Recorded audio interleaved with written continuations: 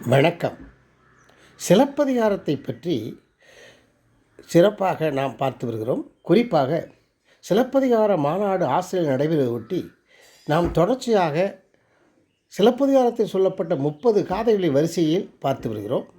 இன்றைய தினம் காணல் வரி என்று சொல்லப்படுகிற 7வது காதை பார்க்கப்படுகிறது.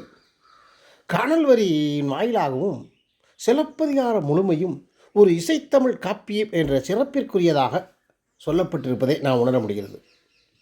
காணல் வரி பாடல் அருமையான வளமான அந்த பாடல் பகுதியில் குறிப்பிடப்பட்டிருப்பது சிறப்புக்குரியது.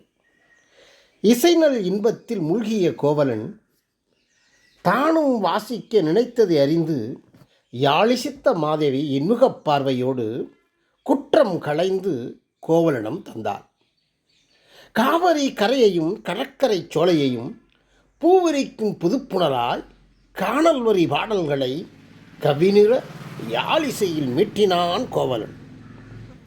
அகத்துறை பற்றிய அழகிய பாடியதை தவறாக புரிந்து தடுமாறிய மாதவி தானும் யாழ் வாங்கி வேறொரு குறிப்புடன் காணல் வரி பாட கவினுறப் பாட ஊழின் பயனாய் யாழிசையில் குற்றம் உணர்ந்து கோபமுற்ற கோவலன் மனத்தை மாற்றினான். மாயப் பொய் கொண்ட குளத்திலே தோன்றியதால் குளத்திற்கேற்ப பாடினால் எனக் கருதி மாதவி அணைத்த கையை மறுதளித்தார்.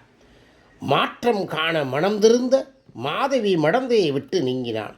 ஏவலர் சூழ இல்லம் சென்றான். மனத்துயர்வுற்ற மாதவியும் தனியே வண்டியில் ஏறி வாடிய முகத்துடன் காதலனின்றி தன்மனை புகுந்தாள்.